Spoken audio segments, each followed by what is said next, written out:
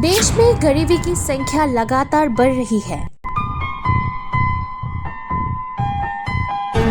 संपत्ति का विशाल हिस्सा अब केवल चंद धनाढ्यों के कब्जे में है।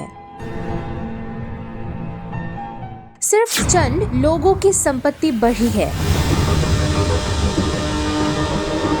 भारतीय अर्थव्यवस्था की यह सच्चाई उजागर कर रही है केंद्रीय सड़क परिवहन मंत्री नितिन गडकरी।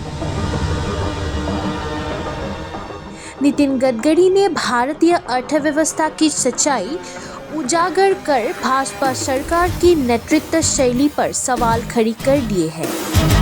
कारण यह है कि देश की प्रगति उन्हीं गिने चुने उद्योगपतियों के जमा पूंजी पर निर्भर होती जा रही है जिनके पास अधिकांश संपत्ति सीमित हुई है।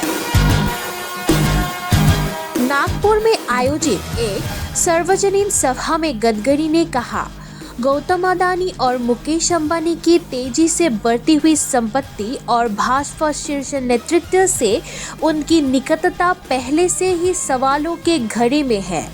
ऐसे में सरकार के एक विशिष्ट मंत्री का यह बयान खास मायने रखता है।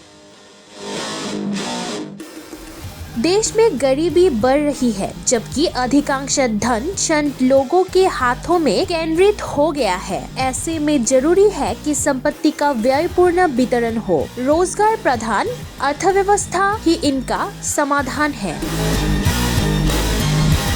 प्रधानमंत्री नरेंद्र मोदी की सरकार को और अधिक असहज कराते हुए गडकरी ने पूर्व प्रधानमंत्री पीवी नरसिम्हा राव और डॉक्टर मनमोहन सिंह को भारत की आर्थिक प्रगति का पूरा श्रेय दिया है। इन्हीं दो प्रधानमंत्रियों द्वारा अपनाई गई उदारीकृत नीतियों के कारण देश में आर्थिक विकास संभव हुआ, लेकिन बीच बीच में संपत्ति का अनियंत्रित केंद्रीकरण स्पष्ट दिखता है। इनका विकेंद्रीकरण करना आवश्यक है। जीडीपी ऐसी ही बढ़ती रही तो भारतीय अर्थव्यवस्था असंतुलित हो जाएगा।